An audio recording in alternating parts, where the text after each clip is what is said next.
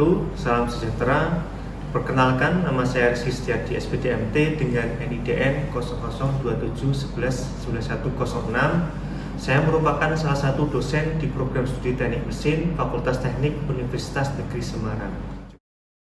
Pada kesempatan kali ini, saya akan memaparkan pernyataan diri dosen dalam unjuk kerja Bidharma Perguruan Tinggi atau yang biasa disingkat dengan PDD UKT-PT sebagai salah satu syarat penilaian. Saya akan menyampaikan salah satu mata kuliah yang saya ampu di Prodi Teknik Mesin, yaitu mata kuliah Mekatronika.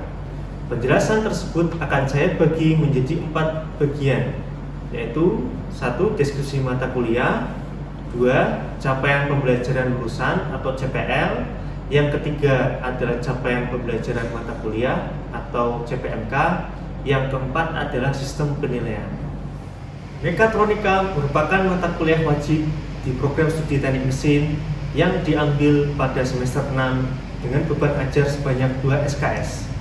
Mata kuliah Mekatronika merupakan mata kuliah wajib pada Prodi Teknik Mesin, berisi materi mekanika, elektronika analog dan digital, sistem instrumentasi, sensor dan pengkondisi sinyal, antarmuka analog dan digital, teknologi mikroprosesor, prinsip pemodelan dan pemrograman sistem kontrol, sistem-sistem penggerak, dan berbagai studi kasus desain mekatronika.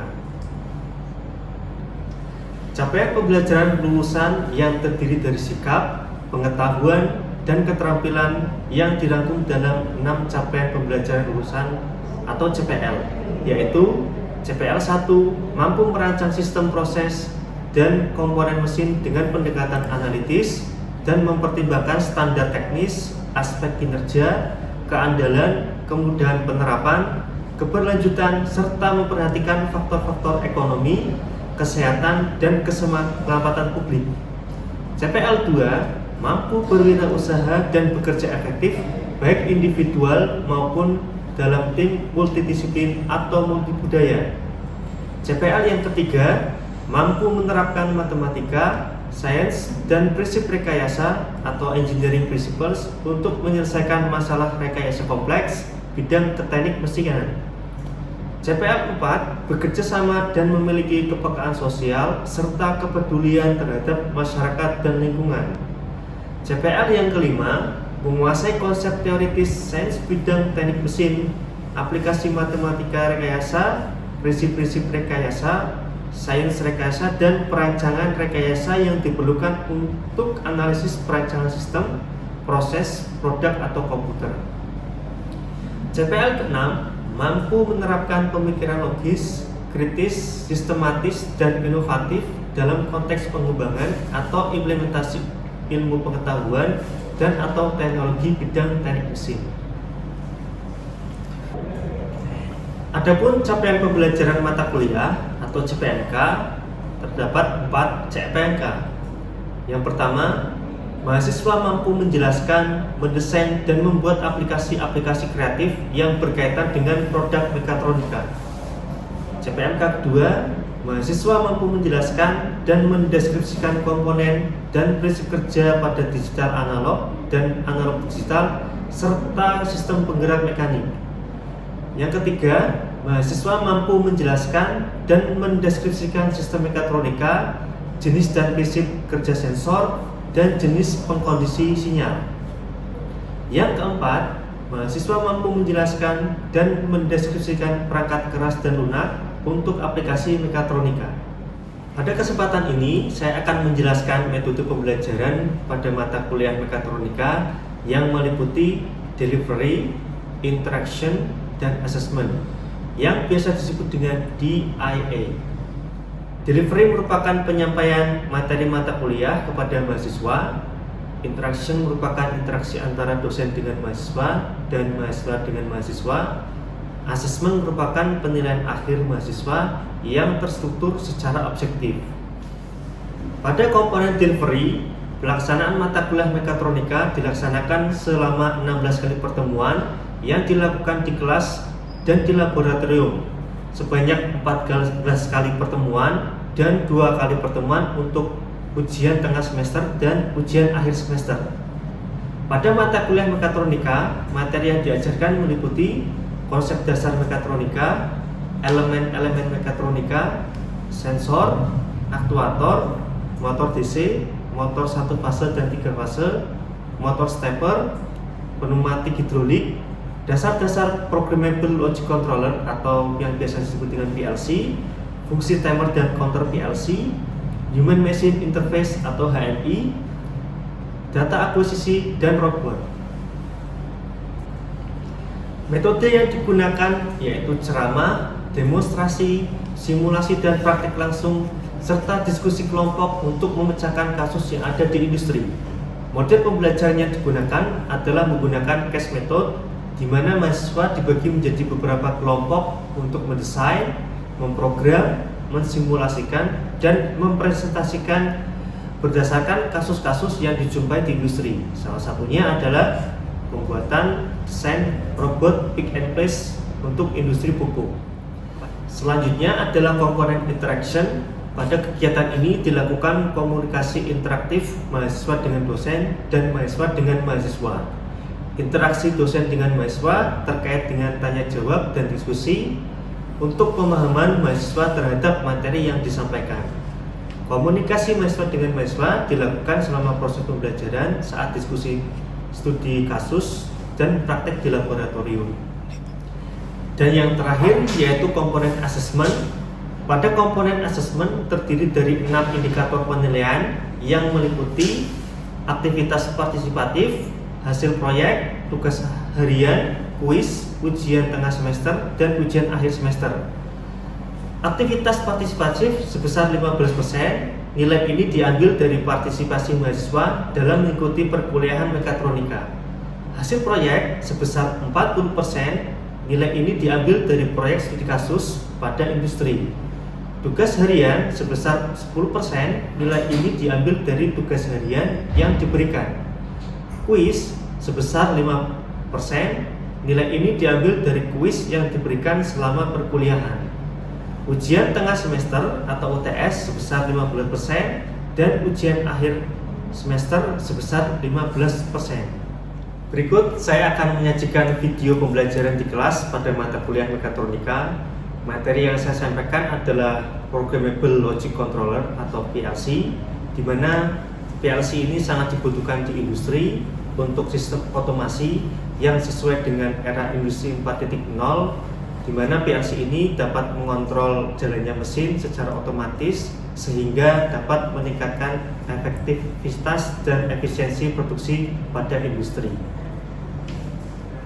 Assalamualaikum warahmatullahi wabarakatuh. Waalaikumsalam warahmatullahi wabarakatuh. Pada pertemuan hari ini kita akan melaksanakan pembelajaran terkait dengan Programmable Logic Controller pada mata kuliah mekatronika. Sebelum kita mulai pembelajaran, marilah kita berdoa. Semoga kita diberikan ilmu yang bermanfaat dan dapat diterapkan di industri. Berdoa menurut agama dan kepercayaan masing-masing, dipersilakan.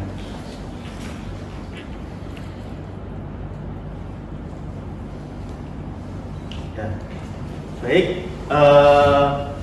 materi hari ini kita akan membahas tentang PLC, ya. Ada yang masih ingat terkait dengan komponen di mekatronika? Untuk komponen mekatronika ada 3 Pak, yaitu input, proses, dan output. Di komponen sistem kendali, ya, nanti aplikasinya di mekatronika itu ada input, proses, dan output. Nah, pada aplikasinya, ya, komponen hardware-nya itu kita bisa menggunakan yang namanya PLC. Ya, jadi ada 3 kata kunci di sini, yaitu programmable, logic, dan controller. Ya. Jadi komponen programmable berarti hardware tersebut itu bisa diprogram. Ya, berarti kita membutuhkan kompetensi untuk pemrograman. Ya, kemudian controller logic ini berarti di situ ada logika, ya, ada logika OR, ada logika AND, ya, kemudian ada AND, kemudian NAND, dan lain sebagainya. Kemudian controller, ya, jadi komponen yang terakhir itu ada controller tadi, ya, komponen proses. Ya, jadi untuk memproses sebuah sistem. Ya, jadi sistem itu terdiri dari input, proses, dan output. Ya. Dan ini kita akan bahas berkaitan dengan sebuah proses. Kemudian, nah ini adalah program. Jadi namanya saja programmable logic. Ya, berarti di situ ada sebuah program. Nah, untuk membuat program di situ ada instruksi dasar yang harus kita pahami. Yang harus kita pahami. Yang pertama adalah instruksi dasar. Di sini ada yang namanya LG. Ya, yang di atas ini, ya, saya tunjukkan menggunakan pointer. Jadi, jadi ini adalah LD atau load. Nah, kemudian ini adalah LD not. Gitu. Nah, kemudian di sini adalah logikanya. Ya, logik. Jadi ada logika N. N ini berarti rangkaian seri. Kemudian di sini ada N not. Kemudian di sini ada OR atau paralel. Di sini ada OR not. Nah, di sini adalah outputnya. Jadi untuk yang pertama itu, ya, untuk LD ini LD, ya, LD itu berarti seperti ini load, ya, berarti seperti kalau dalam rangkaian listrik itu seperti kontak NO. Ya, NO apa? Normally open, berarti arusnya belum terhubung. Ya. Kemudian kalau LD not, nah ini close, berarti ini LD not. Kalau LD not, berarti dia kontaknya adalah NC. Ya. Ini normally open, kemudian di sini adalah normally close, ya, tertutup. Ya, jadi dia terhubung. Ini hampir mirip dengan rangkaian kelistrikan. Ya, jadi ini bisa digunakan untuk sebagai instruksi dasar. Nah, jadi namanya program berarti ada cara memprogramnya. Nah, pemrograman ini itu disebut dengan ladder diagram. Ya, apa namanya? Ladder diagram. Nah, diagram ya. Nah, kemudian ada logic, logical ya, logical thinking. Jadi logika berpikir. Di situ ada yang namanya N. Ya, jadi N itu berarti dan ya. Dan kalau dan berarti dua-duanya. Jadi kalau N itu berarti kedua kontak atau kedua saklar harus terhubung. Kalau N not, nah berarti satu saklar itu terhubung. Ya, ini seri kalau di rangkaian apa namanya kelistrikan. Nah, kemudian ada yang namanya OR. Nah, ini paralel. Berarti OR. Nah, seperti ini ada yang namanya OR not. Namanya OR not. Nah, ini OR, kemudian ini not. Nah, jadi kalau N berarti dua-duanya harus terhubung. Kalau OR berarti salah satu bisa terhubung. Ya, seperti itu. Kemudian yang terakhir ini adalah out. Ya, out dan ada out not. Ya, out not berarti seperti ini. Seperti ini ya. Nah, jadi basic dasarnya seperti ini. Ya, jadi ada load not atau LG dengan value kurang ya. Jadi kontak NO, kontak NC, kemudian ada N not, or not, kemudian out not. Nah, begitu ya. Jadi programmable menggunakan pemrogramannya menggunakan namanya apa ini tadi? Nah, ini barang komponennya, komponen sesungguhnya ini menggunakan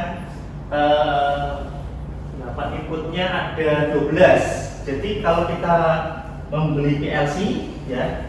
Kalau kita ingin membeli PLC, ya, kalau kita membuat sebuah sistem, itu kita harus tahu yang namanya input dan output.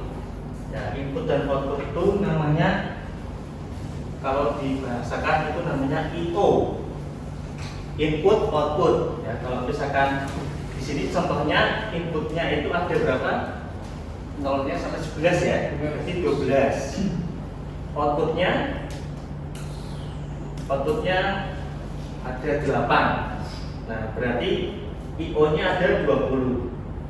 Nah, semakin banyak IO-nya, harga PLC-nya semakin mahal karena bisa digunakan lebih kompleks ke dalam sistem.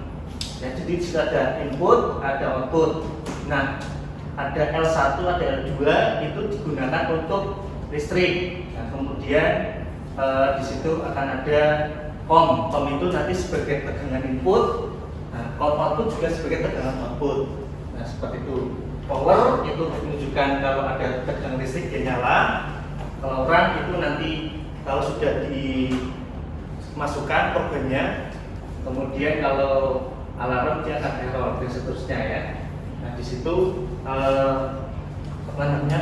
PLC-nya sudah bisa digunakan. Nah, ini sebagai salah satu contoh.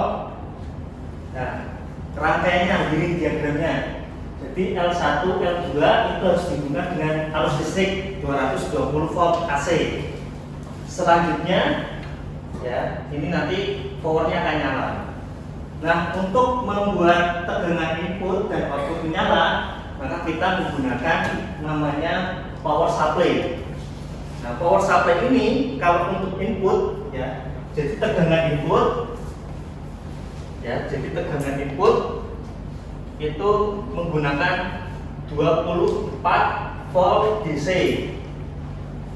Kemudian kalau output itu bisa dua-duanya, bisa 24 volt DC atau 220 volt AC.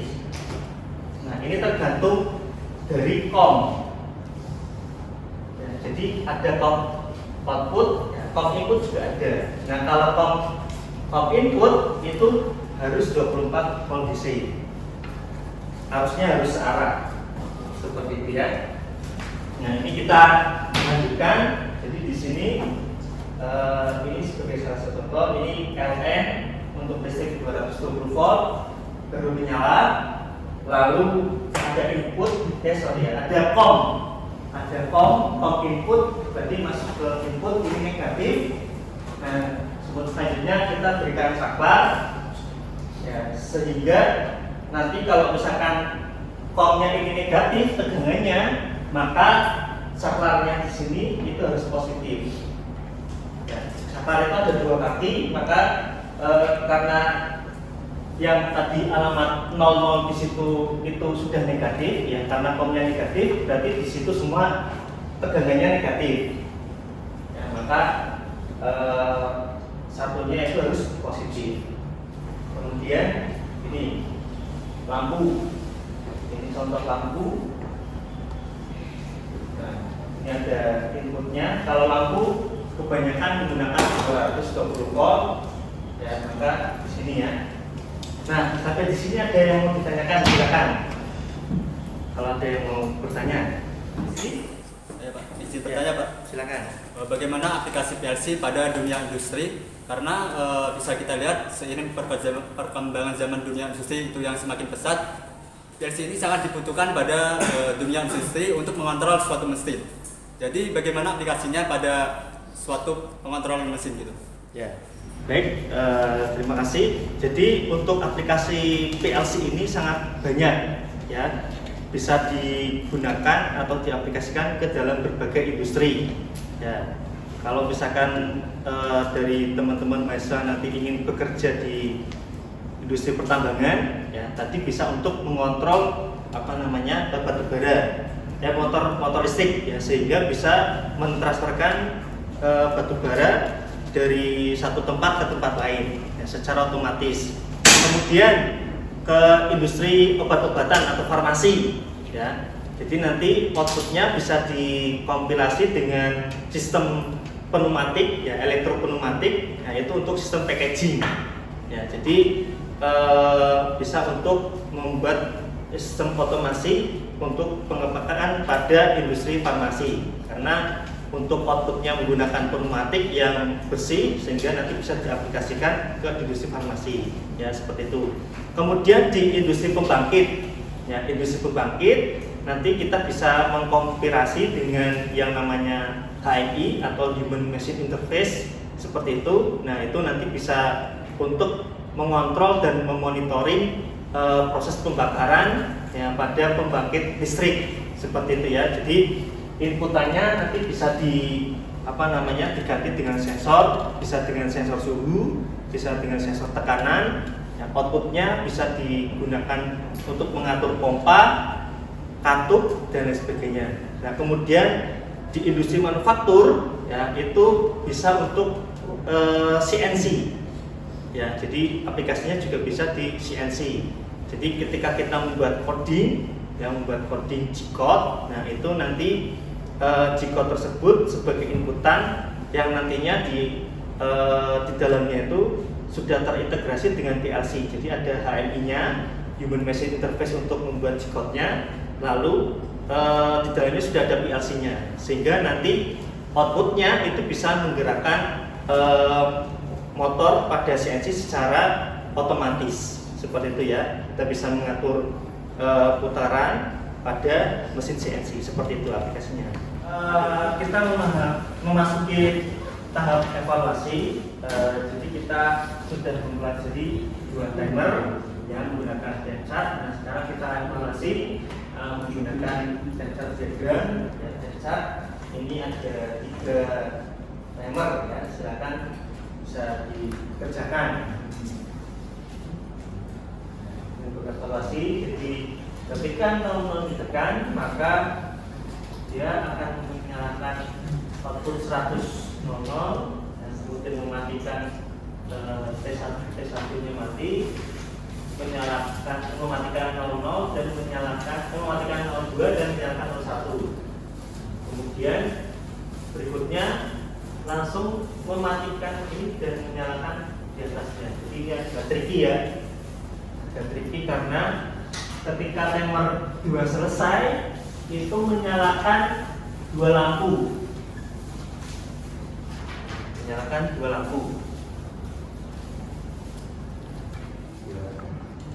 Nah, di sini udah saya buatin ladder diagram PLC-nya.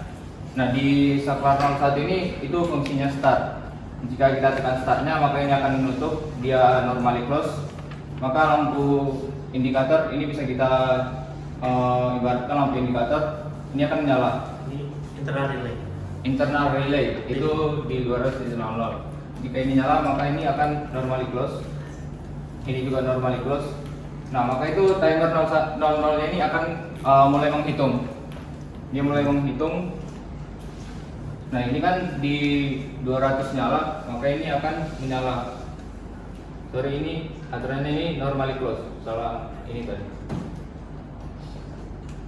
Ini normally close. Jika dia tadi normally close, maka ini akan menyala. Lampu output 2 ini atau 100.02 ini akan menyala.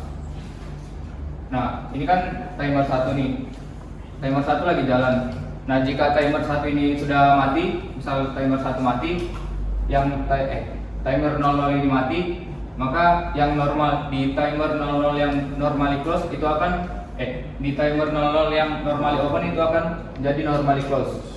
Di normally close dan dari timer 00 lagi yang ini akan normally close. Nah, timer 00 itu aja ya. Nah, jika di sini normally close, maka timer 01 ini akan menyala. Jika timer 01 nyala, dia akan mulai menghitung. Yang di bawah itu timer 00-nya kan jadi normally close. Maka di sini timer 01-nya, sini juga dia normally close harusnya. Sini dia normally close. Nah, yang ini akan menyala, maka output 100.01 dia akan menyala. Nah, itu kan di timer 01 itu kan sedang berjalan selama 4 detik. Jika di timer 01 ini sudah selesai, maka dia akan menormally close kan di timer 01 yang di PLC ini yang normally open-nya. Ini akan close, kemudian yang 01 akan close. Nah, yang ini akan normally open. Yang di normally open, yang aturannya dia normally open, dia menjadi normally close.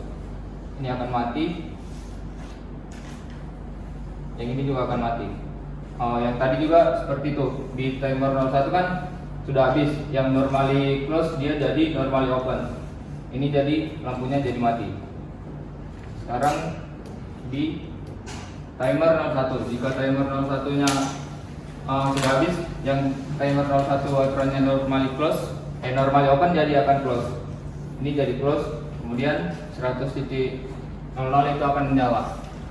Dan ini kan 200.00 nyala, timer 01 nya di sini normally open, dia akan normally close.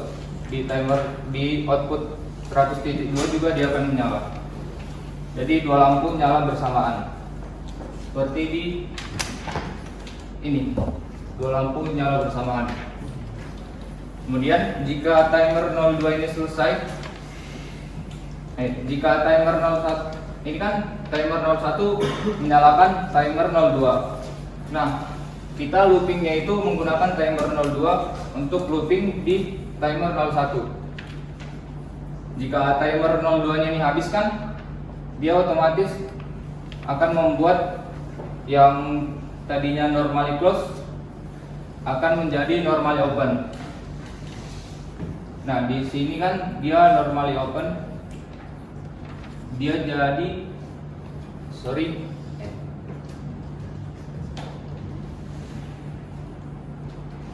di timer 01 kan tadi dia menyalakan ini, terus dia looping di timer 02 yang tadinya normally close, dia menjadi normally open, kemudian dia akan menjadi normally close lagi karena dia di sini sifatnya looping.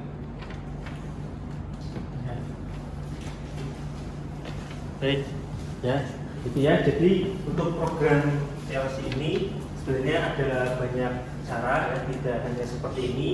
Yang mungkin nanti ada dari teman-teman lain yang berhasil ya, untuk membuat program seperti ini, ya.